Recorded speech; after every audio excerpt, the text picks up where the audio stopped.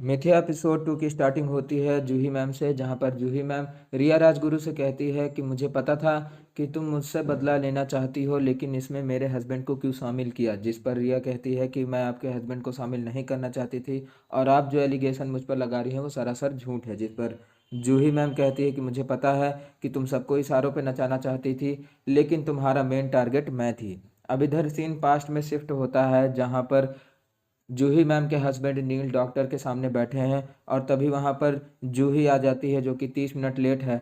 Doctor से वो सभी सलाह मांगते रहते हैं, तो डॉक्टर कहती है कि अब कुछ नहीं हो सकता है, आपको आईवीएफ ट्रीटमेंट कराना होगा अगर आप प्रेगनेंसी चाहते हैं।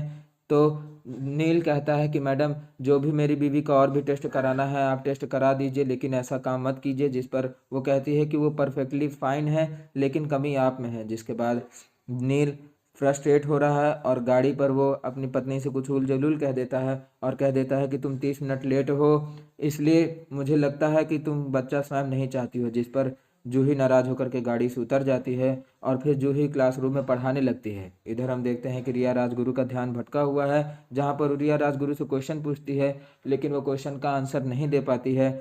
जिस पर वो उसकी फाइल को उठा करके उसमें से कुछ शब्द पढ़ती है और फिर रिया से पूछती है कि बताओ ये तुमने ही लिखा है। जिस पर रिया कहती है कि हाँ मैडम, मैंने यही लिखा है। तो वो कहती है कि तुम झूठ बोल रही हो, क्योंकि ये फाइल 1 साल पहले किसी दूसरी बच्चे की है, इसका मतलब तुमने चीटिंग किया है, इसलिए अपनी आदत सुधार लो। और उसे पनिशमेंट के तौर पर पूरे बेल तक खड़े रहने के लिए कह देती है। जिसके बाद जब बेल खत्म होती है तो रिया राजगुरु आती है जूही मैडम के पास और कहती है कि मैडम, आपने जो किया वो बहुत गलत था। इधर हम देखते हैं कि जूही मैडम अपने साथी के साथ स्मोक कर रही होती हैं। घर पर उनके पति नील अकेले होते हैं। जहाँ पर रिया राजगुरु पहुंच जाती है, उस समय बारिश हो रही होती है, तो उनके पति रिया को अंदर आने को कह देते हैं। जहाँ पर रिया उन्हें एक फाइल देती है और कहती है कि जूही मैम ने को मैं ये फाइल्स देने के लिए यहाँ पर आई थी। जिसके बाद उन दोनों के बीच में बातचीत होने लगती है और रिया राजगुरु अपने टीचर नील से भी कहती है कि आप मैडम को समझाइए, मुझे चीटर समझती हैं, मैं चीटिंग नहीं करती बल्कि मैं बहुत अच्छे घर की हूँ।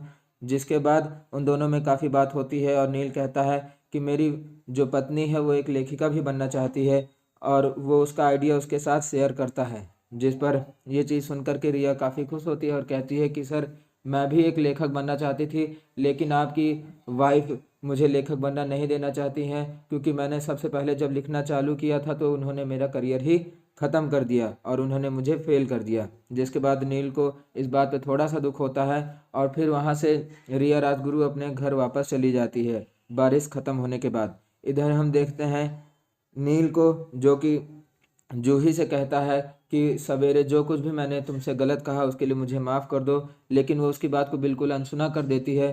तभी वहाँ पर वो बोलती है कि मेरा पेट कहाँ है।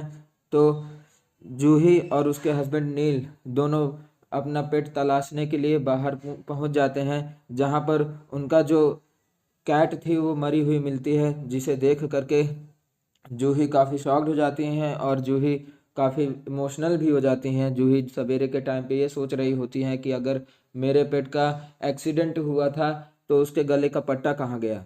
इसलिए वो इस बात को सोचती रहती है और तभी उसके फादर उसे कहते हैं कि तुम यहाँ पर आ जाओ, क्योंकि मुझे तुम्हारे लिखे गए ऐसे के बारे में तुमसे कुछ बात करनी है। जिसके बाद वो एक दीवार पर देखती रहती है, जहाँ पर उसे अपनी ग्रेजुएशन की फ़ोटो नहीं मिलती।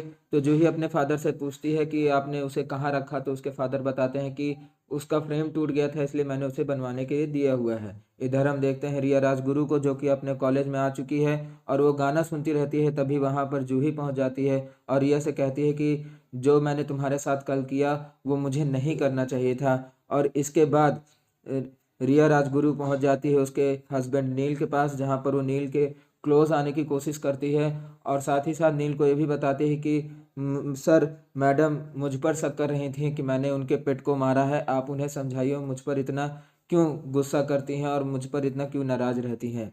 जिसके बाद हम देखते हैं जूही मैडम को, जो कि रिया राजगुरु के कमरे में पहुंच जाती है और वहां पर वो एक बॉक्स को भी तलाशती है, उस बॉक्स को खोल नहीं पाती है और वो कंप्यूटर में देखती है अपनी फ़ोटो को और अपनी फैमिली की फ़ोटो को, जिसे देख करके वो काफ़ी परेशान हो जाती है और वो फिर दवाइयाँ भी खाने लगती है और इधर स्मोक भी करने लगती है। उसका पति उससे बार बार पूछने की कोशिश करता है, लेकिन वो कुछ भी नहीं बताती है। अब इधर हम देखते हैं कि रिया राजगुरु अपने कमरे में आ चुकी है और साथ ही साथ वो इन सभी चीज़ों को देखती है ध्यान से कि हमारे घर में क्या हलचली हुई थी। और तभी वो उसी बॉक्स को जिसको जूही मैडम ओपन करना चाहती थी उसी बॉक्स को ओपन करती है और उस बॉक्स के अंदर जूही की और उसके फादर की एक फ़ोटो दिखती है जो कि ग्रेजुएशन की थी।